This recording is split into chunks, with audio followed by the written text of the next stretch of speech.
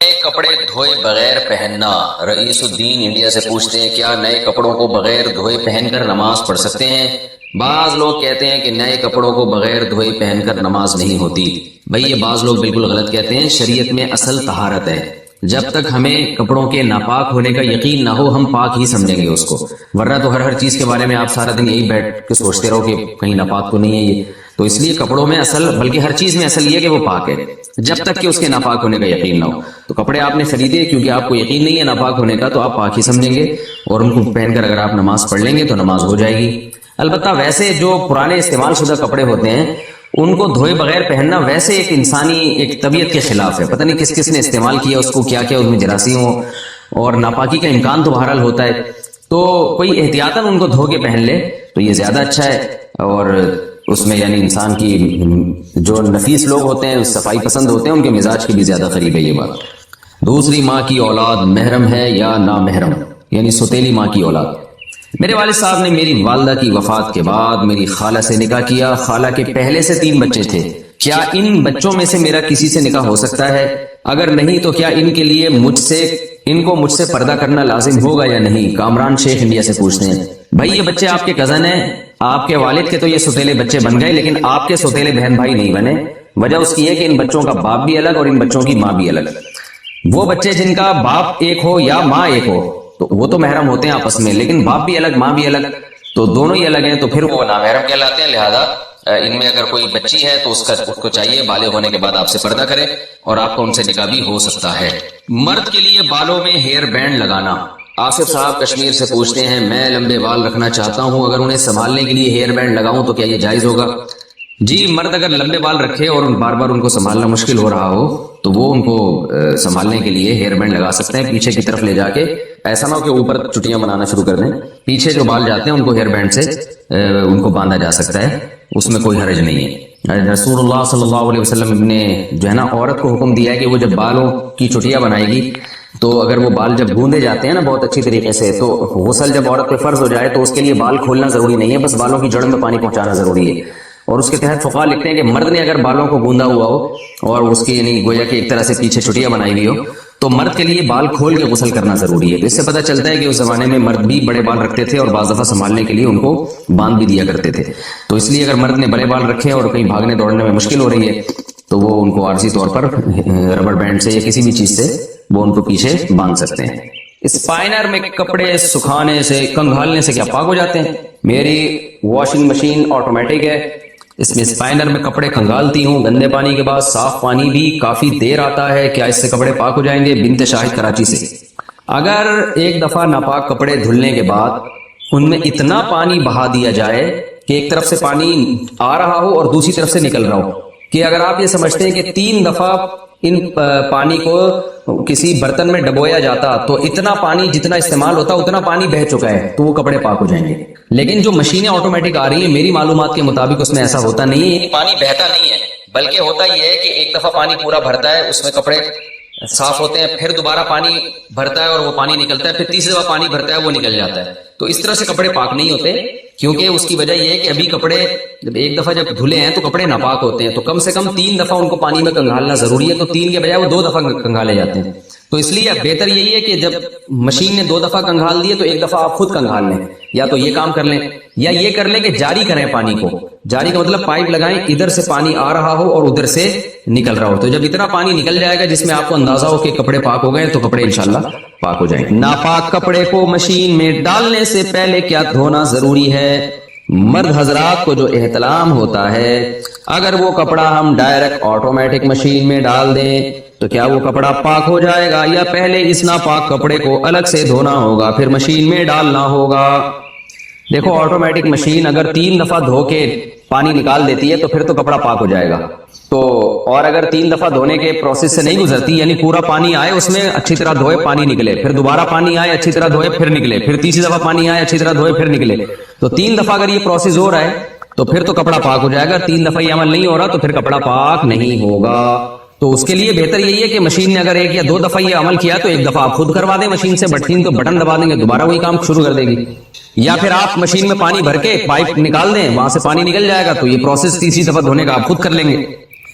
لیکن یہ ضروری ہے کہ نجاست کے اثرات ختم ہو جائیں. تو یعنی اگر وہ نشان پھر بھی موٹا نشان لگا ہوا ہے اس کے اندر گندگی کا تو پھر کپڑا پاک نہیں ہوگا. تو اس کو رگڑنا بھی ضروری ہے تاکہ وہ نشان ہٹ جائے. ہاں رگڑنے کے باوجود بھی ہٹ نہیں رہا تو پھر پاک ہے. بہت زیادہ بھی وہمیوں کی طرح نہ رگڑنا شروع کر دیں. تو مردوں کے جو کپڑوں پہ ناپاکی لگ جاتی ہے نا تو ایک دفعہ اس کو بس ایک دفعہ رگڑ دیں اچھی طریقے سے. اگر وہ نشان دور ہو جائے ٹھیک ہے, نہیں دور ہو تو وہ معاف ہے. لیکن وہمی لوگ جب یہ مسئلہ سنتے ہیں تو وہ صبح سے لے کے جو کپڑا رگڑنا شروع کرتے ہیں وہ پھر مر جاتے ہیں, ان کو بس وہم ان کا ختم نہیں ہوتا. تو بس ہلکا پھلکا سا ایک دفعہ احتیاطاً رگڑ دیا بس کافی ہے. نشان چلا گیا ٹھیک ہے, نہیں چلا گیا تو بھی ٹھیک ہے. اور اگر بغیر رگڑی نشان چلا گیا تو نور لنا نور. سبحان اللہ. ٹب سے نہائیں تو اس سے کیا ہم وضو کر سکتے ہیں؟ گھر میں باتھ روم میں نہانے کا بڑا ٹب ہے جس میں 180 یا 200 لیٹر پانی آتا ہے. وہ ٹب اگر پانی سے بھرا ہوا ہو تو اس میں ایک دفعہ وضو یا غسل جنابت کرنے کے بعد دوبارہ اسی پانی سے وضو یا غسل کیا جا سکتا ہے. شیرینہ خان: بھائی ٹب میں اگر آپ نے غسل ایسے کیا کہ ٹب کے اندر بیٹھ کے غسل کیا پھر تو اب نہیں ہو سکتا اس سے کچھ بھی. تو ہاں اگر ٹب سے ایسے پانی لے لے کے اپنے اوپر ڈالتے رہے ہیں جیسے مگے سے جو تمیز سے اسی طرح ہی نہایا جاتا ہے کہ ٹب کے اندر بیٹھ کے نہیں نہایا جاتا بلکہ ٹب سے پانی لے کے جو ہے وہ اپنے اوپر ڈال رہے ہیں تو پھر تو اس ٹب سے آپ نے غسل بھی کیا جو پانی بچ جائے وضو بھی کریں یا پہلے وضو کر لیں. ویسے غسل کے بعد وضو کی ضرورت نہیں ہوتی لیکن سنت غسل یہی ہے کہ پہلے وضو کریں پھر غسل کریں. اور اگر جاری ٹب ہے اس کے اندر بیٹھ گئے اور نلکا کھول کے پانی اس سے نکل کے جا رہا ہے, آپ نہا رہے ہیں اور پانی بہ رہا ہے تو پھر اس میں غسل بھی جائز ہے اور اسی میں وضو بھی جائز ہے.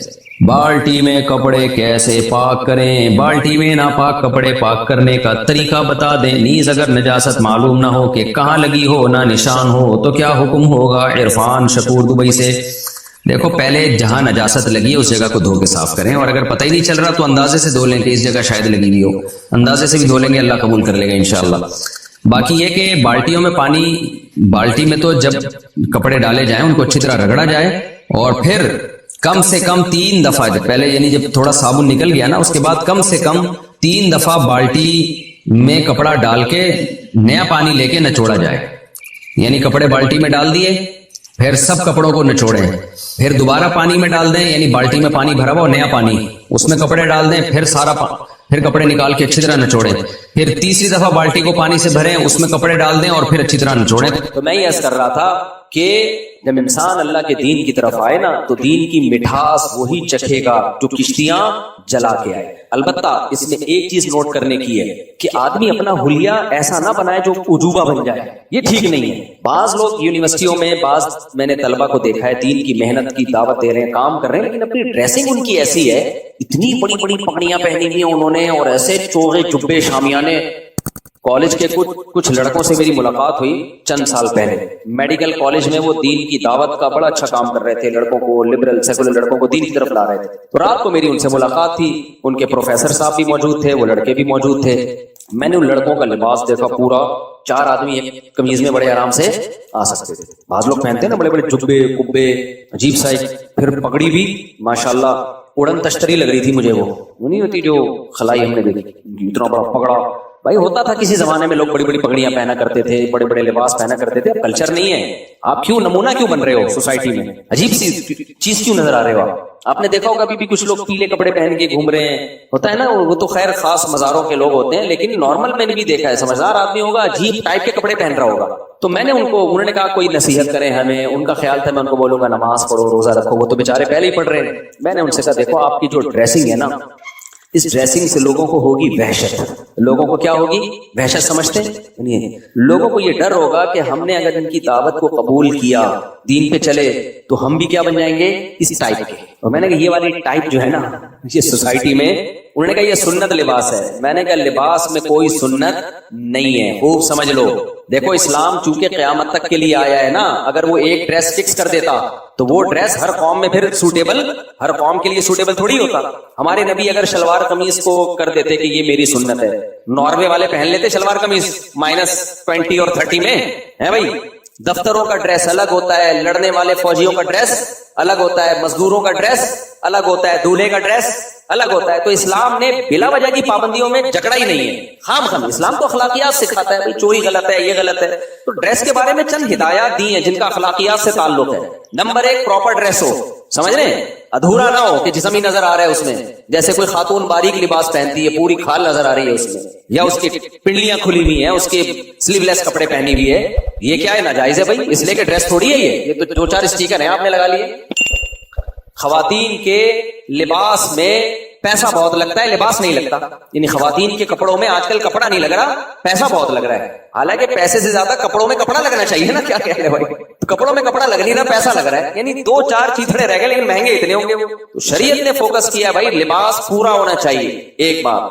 نمبر 2, اتنا چست نہیں ہونا چاہیے کہ آپ کے جسم کے سطر جو ہے آپ کی شرمگاہ نمایاں ہونا شروع ہو جائے, اس سے لباس کا مقصد فوت ہو جاتا ہے. تو گھوڑے تو ان چیزوں کا خیال نہیں کرتے.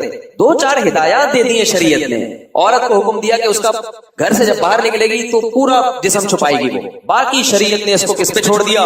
کلچر پہ. تو میں نے ان سے کہا کہ اب ہمارے کلچر میں ایسی ڈریسنگ نہیں ہے. تو لوگ بولیں گے کہ یار یہ کیا ہے, یعنی میں اگر دین پر آ گیا تو مجھے بھی اتنی بڑی پگڑی پہننی پڑے گی. تو آپ کیوں عجوبے سے لگ رہے ہو؟ جیسے یونیورسٹی کالج میں سب جیسے رہ رہے ہیں تو آپ سوسائٹی میں اسی کا ایک فرد بن کے دین کی دعوت دو نا.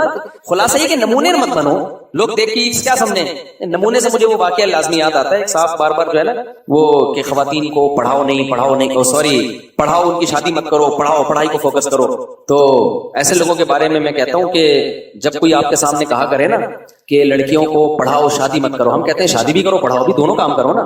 شادی کو پڑھائی میں رکاوٹ نہ سمجھو, شادی کر کے بھی پڑھ لے, لیکن ڈیلے مت کرو ان کی شادی کو پڑھائی کی وجہ سے.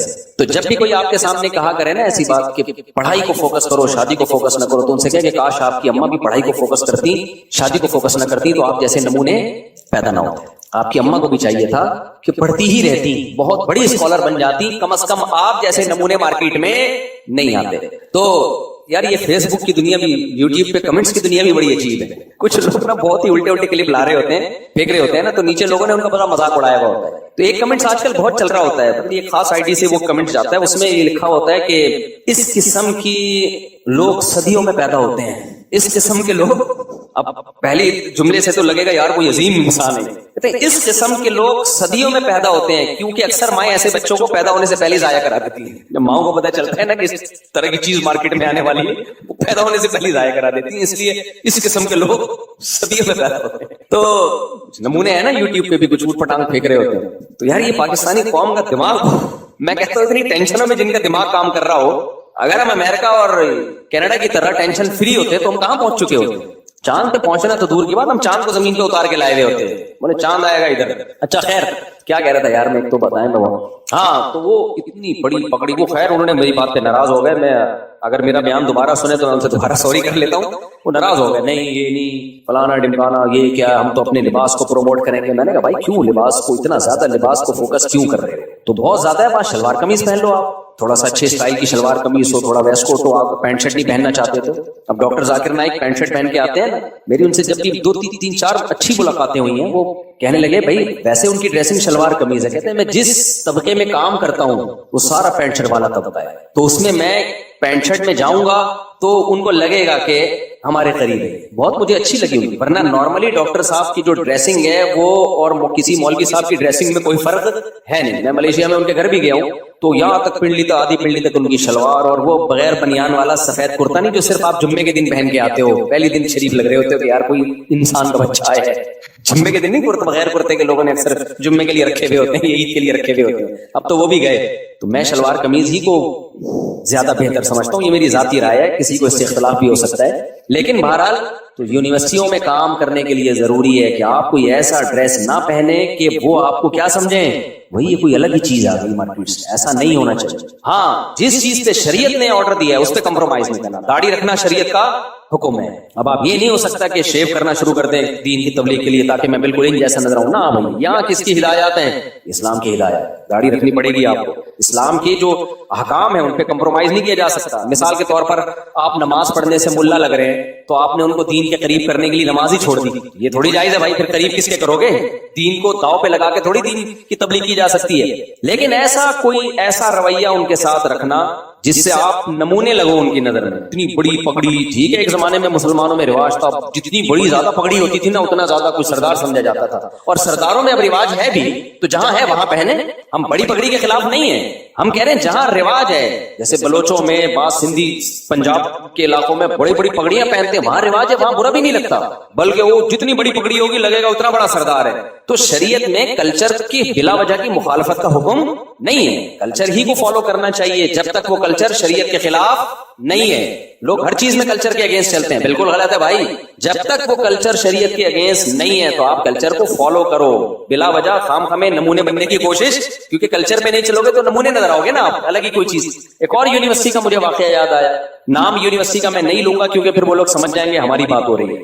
وہاں بھی کچھ نیک پرہیزگار لڑکے گئے, بہت ہی لبرل یونیورسٹی ہے, وہ بہت بے حیائی ہے اس میں, بہت ہی ہائی, یعنی بڑی یونیورسٹی ہے, ہائی لیول کی. لڑکوں نے وہاں کام کرنا شروع کیا, دین کی دعوت, بہت تیزی سے لڑکے دین پر آنا شروع ہو گئے. اب جو لڑکا دین پر آتا اسے وہی والی پگڑی, وہی والا چوغا جو انہوں نے پہنا ہوتا نا, اسی قسم کی ڈریسنگ. اچھا اللہ نے برکت اتنی دی نا کام میں, انہوں نے جب دعوت دینا شروع کی لڑکوں کو, کسی بزرگ سے بیعت بھی تھے وہ, تو کیا ہوا, وہ سارا ان کا نیٹ ورک بڑھنا شروع. تو اب جب یونیورسٹی نے دیکھا کہ یار کچھ لڑکے بالکل ہی الگ ڈریس میں اور الگ سی ان کی لباس, تو یہ یونیورسٹی ایسا لگ رہا ہے دو دھڑوں میں تقسیم ہو رہی ہے, دھڑے بندی ہو رہی ہے اس میں. بھائی یونیورسٹی کو اس سے کیا غرض کہ کوئی داڑھی رکھے, نماز پڑھے, ان کو تھوڑی اس سے, لیکن جب سب کی ڈریسنگ ایک جیسی ہونا شروع ہو گئی, یونیورسٹی نے ان کو ٹک سب کو باہر نکال دیا, بولا انسان کے بچے بنو, یونیورسٹی کے بقول بچے تو بنے رہتے ہیں, انسان کے بچے نکلو یہاں سے, سب پابندی لگا. تو جامع رشید آئے ہمارے پاس کہ ہم اتنی دین کی دعوت کا کام کر رہے تھے اور یہ دیکھیں کیسی لبرل یونیورسٹی ہے, سب کو ٹھڈے مار کے باہر نکال دیا. ہمارے استاد سے بولا تم بھی تو کیا کر رہے تھے, یونیفارم کیوں بنایا ہوا تم نے, دین میں یونیفارم ہے کہ اس کلر کی پگڑی, اس کلر کے کپڑے, فوجیوں کا یونیفارم ہوتا ہے, پولیس کا یونیفارم ہوتا ہے, مذہب کا کوئی یونیفارم تھوڑی ہوتا ہے. بھائی جو پہن رہے ہیں وہی پہننے دو یار, ان کو تھوڑی بہت ہدایت دے دو یار, کچھ زیادہ پینٹ پتلی ہو گئی ہے, تھوڑا سا اس کو کیا کر لو, تھوڑی سی اس کو ڈھیلی کر لو, دو چار ہدایات ہیں. تو اتنا آپ نے بھی تو ایک پورا دھڑے بندی کا ماحول بنا دیا تھا, لگ رہا تھا کہ نیا فرقہ وجود میں آ رہا ہے. تو بعض دفعہ ہم خود غلطیاں کر کے اپنے پاؤں پہ کلاڑی مار رہے ہوتے ہیں. تو اسی طرح میں ان لڑکوں کو بھی کہتا ہوں جو دین پر آتے ہیں, اپنے خاندان میں دین پہ مضبوطی سے چلو, نمونے بولو مت بنو. لوگ یہ نہ بولے ہمارے خاندان میں ایک نمونہ پیدا ہو گیا ہے, ایسی حرکت, یہ سب چیزیں بھگتے ہوئے ہیں. ہمارے خاندان میں تو نہیں, خاندان سے باہر کوئی ریلیٹو تھے, ان میں ایک نمونہ پیدا ہوا تھا. تو یہ جب چیزیں جو شریعت کے جو مقاصد ہیں ان کو زیادہ فوکس کرنا چاہیے. ایک صاحب نے چکن کھانا چھوڑ دی کہ ہمارے نبی نے پتہ نہیں یہ والی چکن نہیں کھائی تو دیسی چکن. بھائی تم ویسے ہی چھوڑ دو, تمہیں ڈاکٹر نے منع کیا, مذہب کا لیبل لگا کے چکن مت چھوڑو.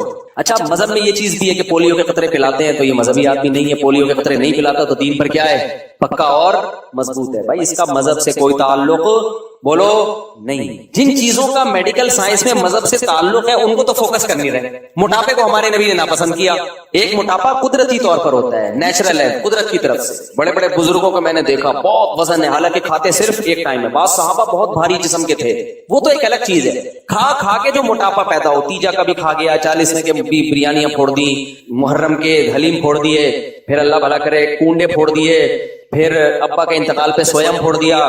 کسی کے ابا کے, اپنے ابا کے انتقال پہ تو نہیں پھوڑتے, دوسروں کے ابا کے انتقال پہ کیا پھوڑ دیا, سویم پھوڑ دیا. پھر شب برات کا حلوہ پھوڑ دیا, اور اللہ بھلا کرے 11ویں شریف پھوڑ دی, عید میلاد النبی پہ زردے کی دیگ پھوڑ دی. پھوڑ کے ہمارے توندے کیا ہو گئی, نکل گئی. صرف توند کا تذکرہ کر رہا ہوں, باقی بھی چیزیں نکل جاتی ہیں, لیکن فی الحال فوکس میں کس کو کر رہا ہوں, توند. یہ والی توند اسلام میں حرام ہے. اتنی شدید وعیدیں ہیں نا اس پر, آپ حدیث اٹھا کے دیکھو. ایک قدرت کی طرف سے پیٹ نکلتا ہے, جن لوگوں کو قبض ہو, پیٹ خراب ہو, ہوتا ہے. ہم نے بڑے بزرگوں کو دیکھا ہے ایک ٹائم کھاتے ہیں بہت تھوڑا, لیکن وزن بہت زیادہ ہے. وہ تو اللہ کی بنائی ہوئی باڈی ہے نا. میں اس لیے بار بار یہ وضاحت کرتا ہوں کہ کسی بھاری جسم والے کو دیکھ کر بدگمان ہونے کی اجازت نہیں ہے, کسی بڑھے ہوئے پیٹ والے کو دیکھ کر بدگمان ہونے کی اجازت نہیں ہے. یہ قدرت کی طرف سے بھی ہوتے ہیں کچھ چیزیں, اور کچھ ایسے پھوڑتے ہیں لیکن وزن نہیں بڑھتا ان کا.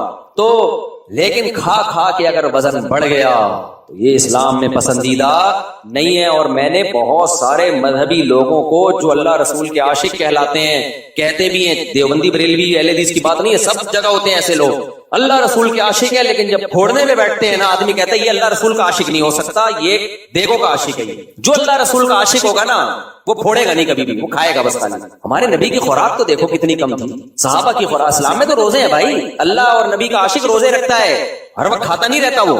ہم فراق یار میں گھل گھل کے ہاتھی ہو گئے. فراق یار گاڑی اردو ہے نا, یار کی جدائی, محبوب کی جدائی. تو جدائی میں انسان موٹا ہوتا ہے دبلا ہوتا ہے؟ دبلا ہوتا ہے نا غم میں. تو شاعر کہہ رہے ہیں آج کے عاشق عجیب ہیں, اللہ رسول کے عاشق ہیں, لیکن یار کی جدائی میں یہ گھل گھل کے ہاتھی ہو رہے ہیں. تو ہم فراق یار میں گھل گھل کے ہاتھی ہو گئے, اتنے گھلے رستم کے ساتھی ہو گئے. رستم پہلوان نظر آنے لگے. ہمارے نبی صلی اللہ علیہ وسلم نے صحیح بخاری کی حدیث فرمایا اس امت میں جو سب سے پہلی خرابی آئے گی نا وہ موٹاپا آئے گا.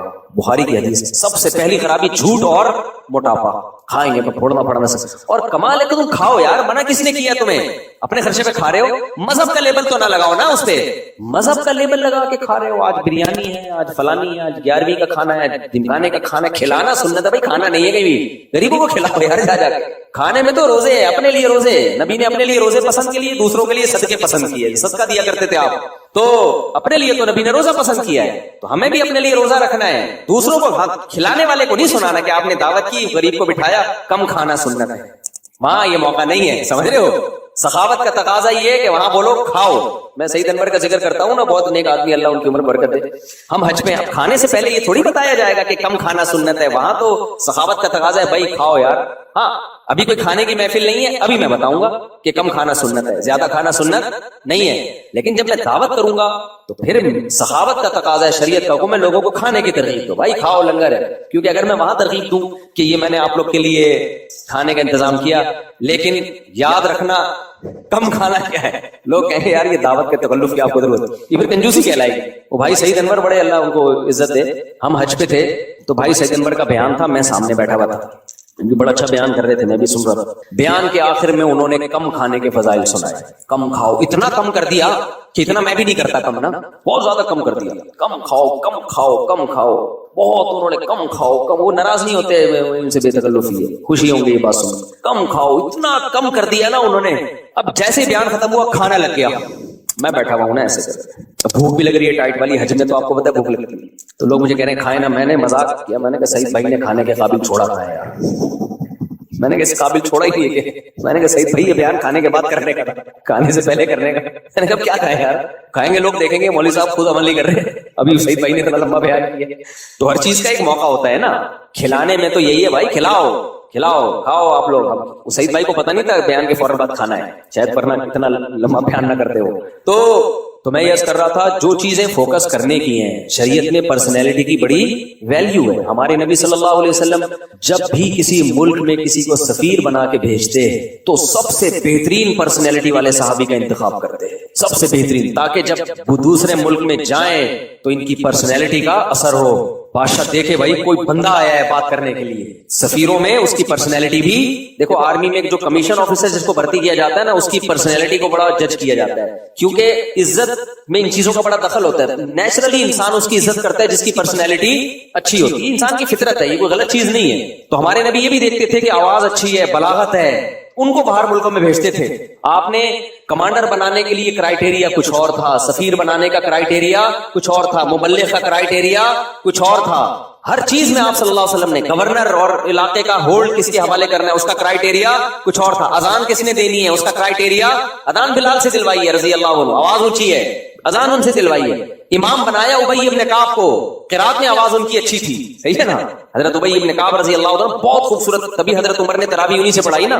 تو ہر چیز کو نبی صلی اللہ علیہ وسلم نے اس زمانے کے لحاظ سے, ایسے نہیں ہے ہم تو سمجھتے ہیں کہ اسلام میں بھیڑ چال ہے, بس اللہ سے سب کچھ ہوتا ہے. بھائی اللہ سے سب کچھ ہوتا ہے, لیکن پہلے آپ کو وہ کرنا پڑے گا جو آپ سے ہوتا ہے, پھر جو آپ سے نہیں ہوگا وہ کون کرے گا. شروع سے ہی اللہ سے ہی ہوتا ہے تو پھر اس کا مطلب آپ بیٹھے ہوئے ہاتھ پہ ہاتھ رکھے, آپ نے کچھ بھی نہیں کرنا. یہ تو ایسے ہی ہو گیا, آپ کو اولاد چاہیے, بھائی شادی کر لے, بھائی اللہ سے ہوتا ہے سب کچھ. اللہ نے حضرت عیسیٰ کو بغیر باپ کے پیدا کر دیا, تو میرے بچے کو بغیر ماں کے پیدا کر دے گا. تو بھائی وہ ایک ہی دفعہ ہوا ہے, وہ معجزہ تھا, بار بار ایسا نہیں ہوگا. آپ شادی کرو گے, میاں بیوی کا ریلیشن ہوگا, اس کے بعد دعا مانگی جائے گی, اے اللہ تو مجھے نیک صالح اولاد عطا فرما. محرم میں کسی قسم کا صدقہ دینا مستحب ہے, نہیں کوئی الگ سے فضیلت نہیں ہے. جیسے باقی مہینوں میں صدقہ افضل ہے, محرم میں بھی اتنا ہی افضل ہے. محرم میں مسجد میں خصوصی درس دینا سنت ہے, کوئی الگ سے سنت نہیں ہے, اس کی کوئی الگ سے کوئی فضیلت نہیں ہے. باقی کوئی دینا چاہے تو جیسے ہر مہینے میں روزانہ درس ہوتا ہے, محرم میں بھی ہو سکتا ہے. محرم میں فاسٹنگ اور چیریٹی کا کیا تعلق ہے؟ کوئی تعلق نہیں ہے. روزہ رکھنا 10 محرم کو رکھیں اور چیریٹی بھی روزے میں کریں تو روزے میں ویسی ہر نیکی کا ثواب بڑھ جاتا ہے. اب ہم آگے چلتے ہیں. آج ہم نے جو چوتھا پارہ پڑھا اس کی پہلی آیت ہی بڑی خاندانی ہے.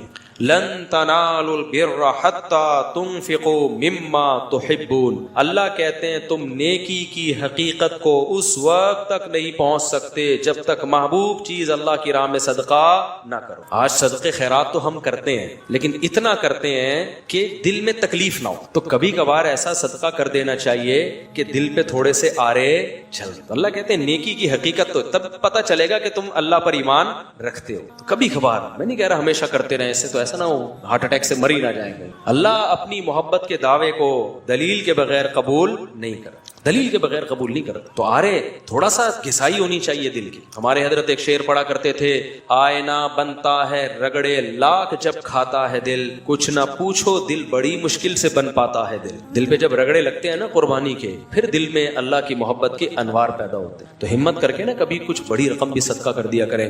صحابہ تو بہت آگے جا چکے تھے. ابو طلحہ انصاری رضی اللہ تعالی عنہ نبی کی خدمت میں آئے, عرض کیا یا رسول اللہ نے کہا ہے کہ محبوب چیز صدقہ کرو گے تو پھر فائدہ ہے, پھر نیکی ہے. تو مجھے سب سے زیادہ محبوب میرے باغ ہے. وہ پراپرٹی تھی ان کی. باغ اس زمانے میں ایسا جیسے بحریہ ٹاؤن میں بنگلہ, آپ نے ساری زندگی محنت کر کے کمایا ہو. تو یا رسول اللہ میں چاہتا ہوں اپنا باغ اللہ کی راہ. دنیا مسافر خانہ ہے نا, کوئی بات نہیں. آپ نے فرمایا بخن بخن واہ واہ ذا کا مال رابع, تو بڑا قیمتی مال ہے, اتنا بڑا باغ پراپرٹی پھلدار باغ, وہ صدقہ کر رہے ہو. اس کی ویلیو بنگلے سے زیادہ تھی کیونکہ وہ سورس آف انکم تھا.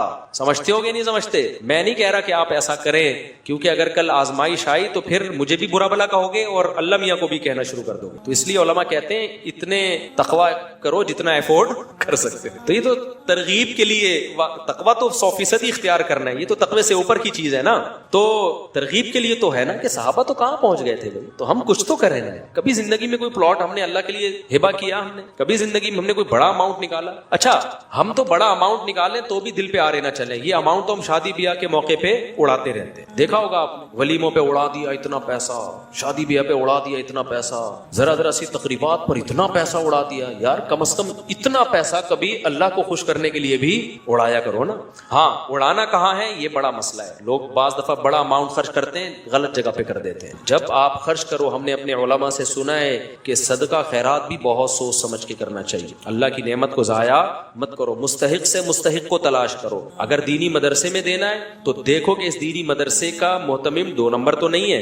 ایسا تو نہیں کہ یہ مدرسے کی 4 دیواری کے نام پہ نوٹ چھاپنے کی مشین لگائی ہوئی ہے اس لیے. کیونکہ میں نے دیکھا ہے کوئی بھی داڑھی ٹوپی ویسٹ کوٹ میں آئے گا, 4 یتیم بچے اس نے جمع کر لیے, آ کے دکھائے گا تو لوگ چیک کاٹ کاٹ کے دے رہے ہو, یہ 10 لاکھ, یہ 20 لاکھ, یہ 1 کروڑ.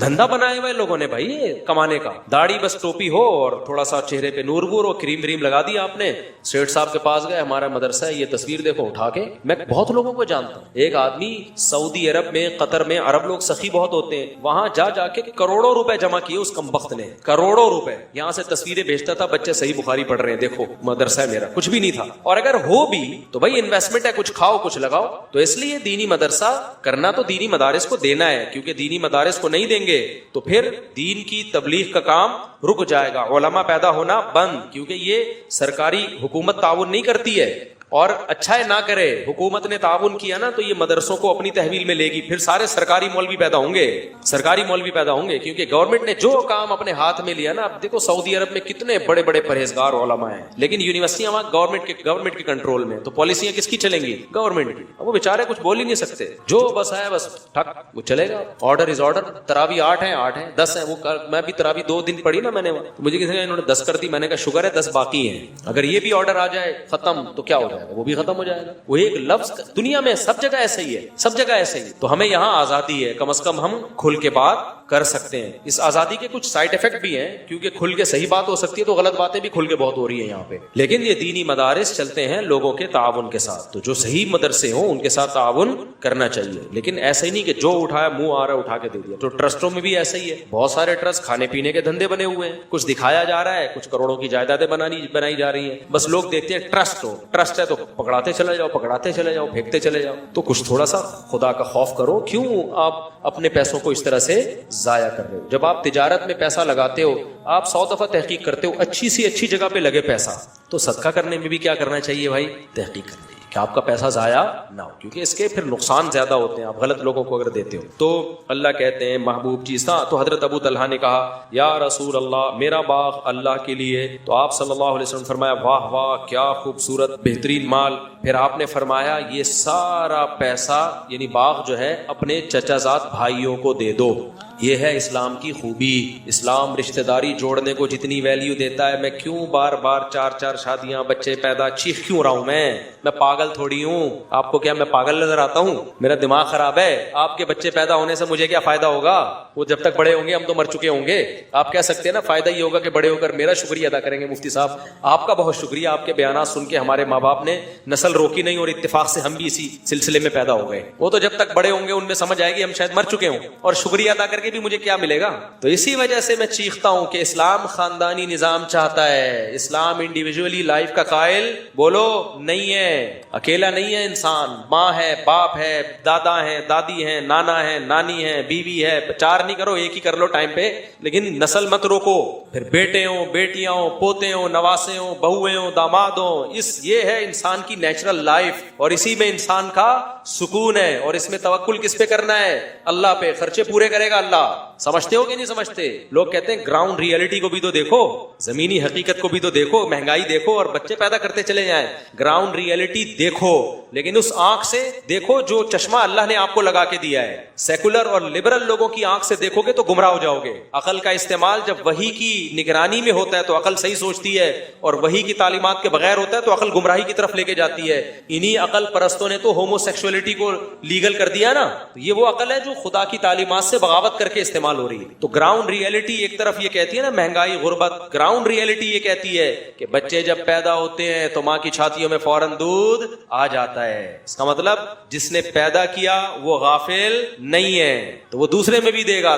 آپ کہہ سکتے ہو دودھ آ رہا ہے نا بھائی، اس وقت ضرورت دودھ کی ہے اس لیے دودھ آ رہا ہے۔ اللہ بتا رہا ہے کہ جس وقت جو چیز کی ضرورت ہوگی وہ میں دے دوں گا۔ دودھ پیدا کرنا تو سب سے مشکل کام تھا، باقی چیزیں تو انسان پیدا کر لیتا ہے، دودھ نہیں پیدا کرتا۔ آج تک کوئی کمپنی دودھ پیدا نہیں کر سکی ہے، ماں کا دودھ، اور اس کا آلٹرنیٹ بھی پیدا نہیں کر سکی۔ اللہ کہتے ہیں جو چیز تم پیدا کر نہیں سکتے، تمہارے ہاں بچہ پیدا ہونے پہ وہ پیدا کر دیتا ہوں۔ تو اسکول کی فیسیں تو آسان ہے، سمجھ میں آتی ہے بات کی نہیں آتی ہے؟ یہ تو زیادہ آسان ہے۔ تو اس لیے نبی نے رشتہ داری جوڑنے، تو آپ نے حکم دیا حضرت ابو طلحہ کو کہ یہ باغ کس کو دے دو، کیونکہ ان کے چچا زاد بھائی غریب تھے، تو کس کو دے دو بھائی؟ تو آج رمضان میں یہ عزم کرو کہ ہمارے قریب ترین رشتہ داروں میں جو غریب ہوگا ہم نے اس کے ساتھ تعاون کرنا۔ جن کو اللہ نے دولت دی ہے نا وہ منتھلی باندھ دے اماؤنٹ۔ بھائی کو بھائی سے یہ کہنا نہ پڑے کہ تو کروڑوں روپے کماتا ہے، میں گٹکے کی دکان بھی نہیں کھول سکا، کچھ تو میرا خیال کر، یہ کہنا نہ پڑے۔ وہ خود سوچے کہ بھائی اللہ نے رشتہ داروں کو لاوارث چھوڑنے سے منع کیا، بیوہ بہن ہے، طلاق یافتہ بہن ہے، دل کھول کے خرچ کرو،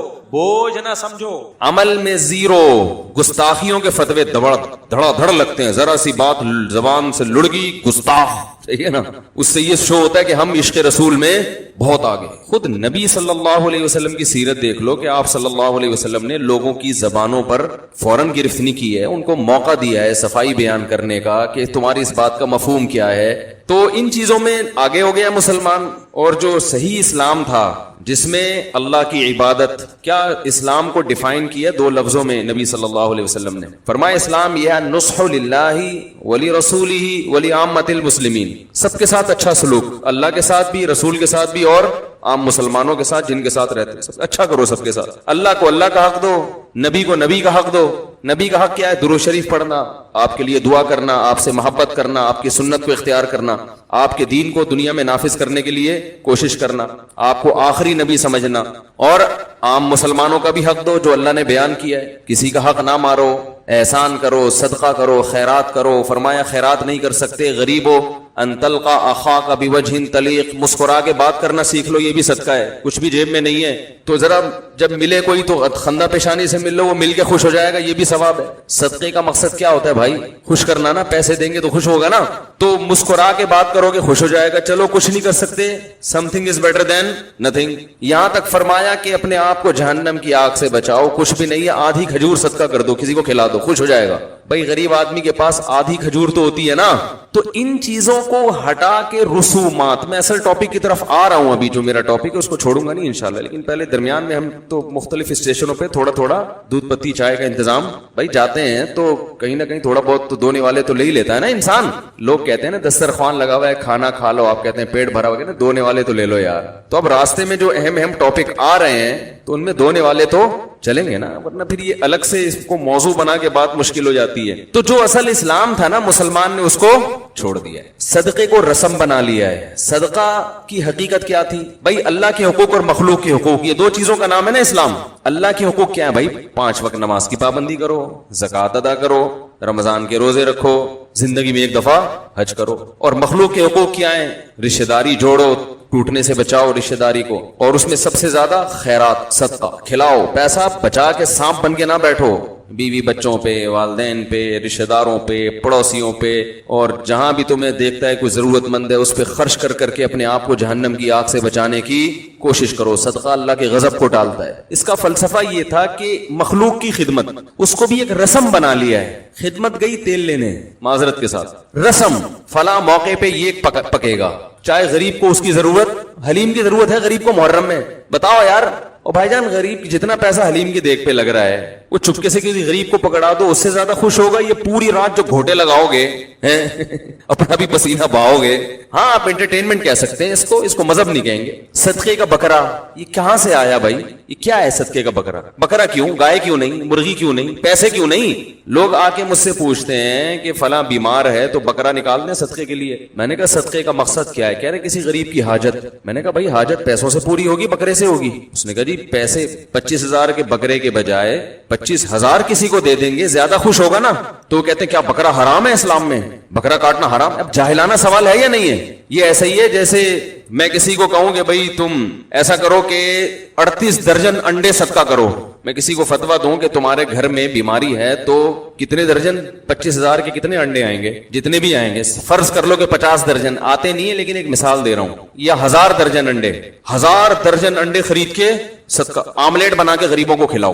اب کوئی کہے کہ مفتی صاحب آپ نے کہا کہ 1000 درجن انڈے خرید کے 25,000 کے آملیٹ بنا کے غریبوں کو کھلائے, تو اس کا مقصد کیا ہے؟ کیا غریبوں میں انڈوں کی کمی ہے کہ وہ جو انڈے میں جو وٹامن ہوتا ہے, پروٹین ہے, اس کی کمی ہو گئی ہے غریبوں میں؟ ڈاکٹروں نے ان غریبوں کو کہا ہے کہ ان کو دنیا کے کھانے کی ہر چیز ہے مگر ان کے پاس بیچاروں کے کھانے کے لیے انڈے نہیں ہے. اگر کسی ڈاکٹر نے ریفر کیا ہے تو 50 اس ٹائپ کے غریب آپ کو ریفر کر کے دیے ہیں کہ ان کے پاس دنیا کی ہر چیز ہے, انڈا خریدنے کے پیسے نہیں ہیں, تو بھی پیسے دے دو نا. لیکن چلو یہ انڈا خرید ہی نہیں سکتے کہیں سے, اور انہوں نے زندگی میں کبھی انڈا نہیں کھایا, اور ان کی سب سے بڑی تمنا کیا ہے؟ آملیٹ. تو مفتی صاحب سمجھ میں آتا ہے کہ ان کو انڈے خرید کے دے دیے جائیں, انڈے کا صدقہ کیا جائے. لیکن بلا وجہ 25,000 کے انڈے خریدنا, اس میں ٹینشن, وہاں سے لاؤ, ٹوٹنے کا بھی اندیشہ. تو مقصد کیا ہے؟ غریب کی حاجت ہے نا, میں کہوں ہاں حاجت پوری کرنا ہے تو بھائی پیسے دے دو, 25,000 روپے دے دو اس کو, یا راشن ڈلوا دو. اب میں دلیل میں کہوں کہ انڈے صدقہ کرنا حرام ہے اسلام میں, اور میں حدیث سے ثبوت پیش کروں فلاں صحابی نے انڈے کا صدقہ کیا ہے, انہوں نے مرغی کا انڈا کسی کو بطور صدقہ دیا تھا. اس موقع پر یہ دلیل جہالت کی علامت ہوگی کہ نہیں ہوگی؟ میرے جب بیان آیا نا اسلام میں صدقے کا بکرا نہیں ہے, بعض نے کہا فلاں موقع پہ فلاں صحابی نے بکرا کاٹا تھا. او بھائی جان اس وقت بکرے کی ضرورت تھی کسی کو, یا ان کے پاس صدقے کے لیے اور کوئی چیز نہیں تھی؟ تو جہاں پیسوں کا ہوتا ہے گوشت کا بھی ہو جاتا ہے. آپ تو باقاعدہ بازار سے جا کے بکرا کاٹ کے لا کے غریب کو کھلا رہے ہو, جبکہ آپ کو کسی نے, نہ غریب نے کہا کہ مجھے بکرا چاہیے, نہ آپ کے لیے سہولت بکرے میں تھی, اور نہ غریب کا اس میں فائدہ ہے. اگر آپ کہتے ہیں غریب کو بکرا کھلانے میں فائدہ ہے, تو پھر جب آپ کو کیش کی صورت میں تنخواہ ملتی ہے تو آپ کمپنی سے کہا کرو مجھے پیسے نہیں چاہیے, مجھے بکرے چاہیے. آپ کی تنخواہ 50,000 ہے, ہر مہینے میرے اکاؤنٹ میں 2 بکرے جمع کرا دیا کریں. خود بکرے لینا پسند اس لیے نہیں کرتے کہ بھائی آپ کو پتا ہے کیش میں جو فائدہ ہے وہ بکروں میں نہیں ہے. گھر میں ضرورت گائے کے گوشت کی ہے, مجھے بکرا لا کے پکڑا رہے ہو. گھر میں ضرورت دال کی ہے, مجھے بکرا لا کے پکڑا رہے ہو. گھر میں ضرورت بچوں کے اسکول کی فیسوں کی ہے, مجھے بکرا پکڑا رہے ہو. پیسے دو. اور اگر آپ کو یہ خطرہ ہے کہ پیسے کھا جائے گا, بعض ایسے بھی غریب ہوتے ہیں کہ پیسے کھا جاتے ہیں, وہ گھر میں خرچ نہیں کرتے, تو راشن ڈلواؤ بھائی گھر کا ایڈریس دو, 25,000 کے میں اتنا آٹا, اتنا گھی, اتنا وہ تمہارے گھر میں ڈلواؤ. یہ تمام چیزوں سے صرف نظر کر کے بکرے کو فوکس کرنا, یہ اس کی علامت ہے کہ آپ بکرے میں اضافی ثواب سمجھتے ہیں, اور یہ شریعت پر اضافہ یہ حرام ہے, بدعت ہے, ناجائز ہے. اس جذبے کے ساتھ، فی نفسی بکرے کا صدقہ کوئی بری چیز نہیں ہے، لیکن لوگ اس جذبے کے ساتھ کر رہے ہیں تو یہ بدعت ہے. آپ نے کیوں شریعت پہ زیادتی کی ہے؟ رسومات، غریب کو فائدہ نہیں ہو رہا، بکرے کی قیمتیں بڑھ رہی ہیں. بھائی قرآن کہتا ہے انا کل شیء خلقناہ بقدر، ہر چیز اندازے سے پیدا ہوتی ہے. وَلَوْ بَسَطَ اللَّهُ الرِّزْقَ لِعِبَادِهِ لَبَغَوْا فِي الْأَرْضِ، اگر اللہ چیزوں کو اندازے سے پیدا نہ کرے، بے تحاشا پیدا کر دے، تو زمین میں اتنی رزق کی فراوانی ہو جائے گی کہ لوگ اللہ کے باغی بن جائیں گے. ہر چیز کا حصول ہر ایک کے لیے بہت آسان ہو جائے گا. اللہ نے نہیں رکھا آسان، اللہ نے کہا کچھ امیر رہیں گے کچھ غریب رہیں گے، تو اسی حساب سے اللہ بکرے پیدا کرتا ہے تاکہ ان کا ریٹ ایک خاص حد تک رہے. مارکیٹ ریٹ اصل میں کون متعین کرتا ہے؟ اللہ. لوگ اگر اس میں مصنوعی طریقے سے دخل اندازی نہ دیں تو چیزوں کے ریٹ اکثر مناسب رہتے ہیں. اب اللہ نے بھی بکرے کے گوشت کے ایک ریٹ رکھے ہوئے ہیں، اسی حساب سے بکرے پیدا بھی ہوتے ہیں، ایکسپورٹ بھی ہوتے ہیں.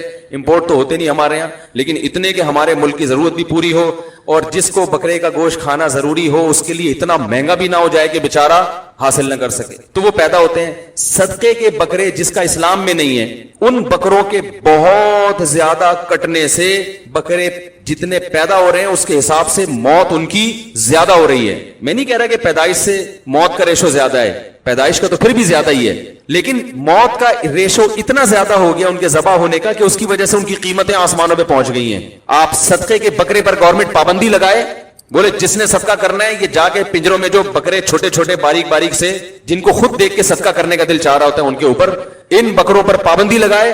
آپ دیکھو ان بکروں کے ریٹ، گوشت کی ریٹ نیچے آ جائیں گے. اور ایک عام آدمی کے حصول میں جو متوسط درجے کا آدمی ہے وہ بیچارہ ہر ہفتے بکرے کا گوشت کھا سکے گا. نہیں یاری میرا خیال ہے بات سمجھ. اور یہ لوگ بھی یہی کر رہے ہوتے ہیں، یتیم سینٹر جو وہ کیا کر رہے ہوتے ہیں، ادھر سے آپ سے بکرا لیا ادھر سے بیچا اس کو، کہتے ہیں چھوڑو بکرا کون کھلائے گا، ہمیں دوسری ضرورت ہے. تو اس کے بعد بھی بکرے کے بارے میں اتنی بات سننے کے بعد بھی اگر آپ اپنی روش پہ قائم ہیں تو پھر آپ بک رہے ہیں، میں بک نہیں رہا. ٹھیک ہے نا. پھر جو کمنٹس کر کے الٹے سیدھے آپ کر رہے ہیں وہ کمنٹس میں آپ کو بکرے نہیں کہہ رہا، بک رہے کہہ رہا ہوں. پھر آپ بکرے کے اس بیان پہ جو کچھ کر رہے ہیں وہ آپ اصل میں بک رہے ہیں. معذرت کے ساتھ وہ قافیہ ملانے کے لیے ایسے نازیبا الفاظ میں نے استعمال کیے، لیکن مطلب یہ کہ آپ کی بات لاجک کے حساب سے درست نہیں ہے. صرف بقرعید کے 3 دنوں میں جانور کاٹنا سنت ہے، اس میں بکرا کاٹیں، گائے کاٹیں. اس کے علاوہ دم کے حج میں جانور کاٹنا سنت ہے، یہ 2 موقع ہیں، اور عقیقے میں. اس کے علاوہ نہیں ہے. یہاں تک کہ فقہا کہتے ہیں اگر منت بھی مان لی نا کسی نے جانور کی، اس میں بھی افضل یہ ہے کہ وہ پیسے صدقہ کرے. سمجھ رہے ہو؟ منت بھی مان لی کہ جانور صدقہ کاٹوں گا میں، پھر بھی افضل کیا ہے؟ پیسے صدقہ کرے گا. منت تو واجب ہوتی ہے حالانکہ. تو نبی صلی اللہ علیہ وسلم نے قانون سازی جو کی، نقصان کس کو ہو رہا تھا؟ مالداروں کو. مزے میں کون آ رہا تھا؟ غریب. لیکن آپ نے مالداروں کی پرواہ نہیں کی، مالداروں کی پرواہ نہیں کی آپ صلی اللہ علیہ وسلم، بلکہ مالداروں پہ اور ٹینشنیں آئی ہیں. جب آپ صلی اللہ علیہ وسلم نے حضرت معاذ بن جبل کو یمن کا گورنر بنا کے بھیجا تو ان کو حکم دیا کہ ان کو بتانا تمہارے رب نے تم پہ زکوٰۃ فرض کی ہے جو تمہارے مالداروں سے لی جائے گی جبرن، زبردستی. حدیث میں جبر کے الفاظ نہیں لیکن مراد یہی ہے، زبردستی لی جائے گی. صحیح ہے نا.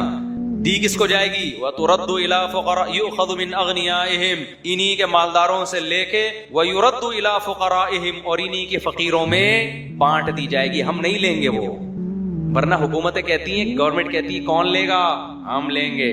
گورنمنٹ تو خود لیتی ہے نا. ٹھیک ہے گورنمنٹ کہتی ہے کہ پبلک کے لیے لے رہے ہیں، کہنے پر گورنمنٹ کی طرف سے کوئی پابندی نہیں ہے. لیکن آپ دیکھ لو حکمرانوں کو ماشاءاللہ کہاں سے کہاں پہنچ گئے زکاتیں لے کے. تو ڈائریکٹ. اور پھر زکات میں تملیغ بھی ہے، کیونکہ اس میں دھوکہ گڑبڑ یہ ہوتی کہ آپ امیروں سے لیتے اور کہتے ہم غریبوں کے مفاد پہ خرچ کریں گے، پھر غریبوں کے ان مفاد میں خرچ کرنا شروع کر دیتے جس کا غریب کو ہو سکتا ہے وہ غریب اس پہ راضی نہ ہوتا. کیا سا بڑا زبردست نظام ہے یار. زکات میں تملیغ ضروری. تملیغ کا کیا فائدہ ہوگا؟ غریب کو مالک بنانا پڑے گا. وہ پھر مالک کا مطلب اس کے مکمل اختیارات ہوں. آج دنیا میں جو ٹیکس لیے جاتے ہیں غریب کو مالک نہیں بنایا جاتا. بہت ساری ایسی مد پہ خرچ کیا جاتا ہے کہ غریب سے اگر پوچھو گے وہ کہے گا بھائی میں اس پہ راضی نہیں. تو بتاؤ اسلامی قانون میں غریب کا فائدہ ہے یا گوروں کے قانون میں؟ تملیغ ضروری. لوگ ہم سے کہتے ہیں نا کہ حضرت میرا ایک غریب بچہ اسکول میں پڑھتا ہے، میں اس کی طرف سے فیس دے سکتا ہوں، اسکول میں زکات ادا ہو جائے گی؟ ہم کہتے ہیں نہیں ہوگی. کائنڈلی اس سے زکات ادا نہیں ہوگی. مالک بنانا ضروری ہے. مالک بناؤ، وہ جو چاہے کرے. کیوں؟ اب تملیغ کی جو آ گئی نا مسئلہ، اس میں کیا ہو گئی؟ احتیاط بہت ہو گئی ہے. ورنہ آپ غریب کے ایسے مفاد پہ خرچ کرتے جو آپ خود سوچتے. بھائی جس کا پیسہ ہے نا یہ سوچنا اس کا حق ہے, یہ آپ کا حق نہیں ہے. ورنہ لوگ کیا کچھ نہیں کرتے. دیکھو بہنوں کی وراثت کھاتے ہیں نا لوگ, تو دو طریقے ہوتے ہیں کھانے کے. ایک طریقہ یہ کہ کھا کے ڈکار مار کے بھاگ گئے آپ, بدنام ہو جاتے. ایک طریقہ یہ ہوتا ہے کہ بھائی یہ پیسہ ہمیں دے دو, میں ہوں نا, میں ہوں, عید بقرعید پہ کپڑے بھی ہم آپ ہی کے لیے, بھائی میں تمہارا بھائی ہوں, میں کوئی لے کے تھوڑی بھاگ رہا ہوں, میں آپ کے مفاد میں خرچ کروں گا. پھر عید بقرعید پہ کچھ کپڑے بنا کے دے دیے اس کو, کچھ کبھی اس کی بچی کی شادی میں کچھ خرچہ کر دیا. کیا وہ غریب بہن اس پہ راضی ہوتی ہے؟ اس سے پوچھا جائے, وہ کہے کہ بھائی جتنی میں اپنی خیر خواہ ہوں نا, جتنا مجھے اپنے بارے میں پتا ہے کہ مجھے بقرعید کے کپڑے بنانے ہیں یا عید کے کپڑے بنانے ہیں, یہ مجھے زیادہ پتا ہے. اس کی مثال دیکھو, آپ جب تنخواہ لیتے ہو آفس سے, تو اگر وہ 1,00,000 روپے تنخواہ تھی, آپ کے باس کہے کہ اب آپ کو 1,00,000 نہیں ملیں گے, ہم آپ کے مفاد میں اس کو خرچ کریں گے, آپ کے قوم کے وسیع تر مفاد. آپ جب بیمار ہوگے تو علاج کون کرائے گا؟ ہم کرائیں گے. آپ کی گاڑی کو کچھ ہو گیا تو مسئلہ ہمارا ہے.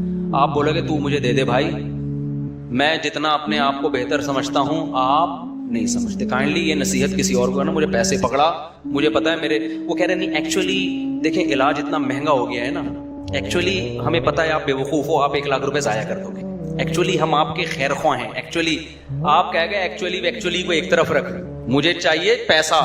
اگر پھر بھی نہ مانے تو پھر آپ اس کو پتہ ہے کیا کہنا, آپ کہنا ایکچولی میں کل سے آفس نہیں آؤں گا, آپ نے جو میرے ذمہ کام لگایا ہے نا, ایکچولی یہ کیل یہاں ٹھوکنے کے بجائے اگر میں ادھر ٹھوک دوں گا نا, اس سے کمپنی کو زیادہ فائدہ ہوگا. ایکچولی یہ جو آپ مجھے کہتے ہیں نا صبح صبح آ کے بجلی کا بٹن آن کر دیا کرو, آف کر دیا کرو, میں آف رکھوں گا تاکہ آپ سولر پہ آ جاؤ.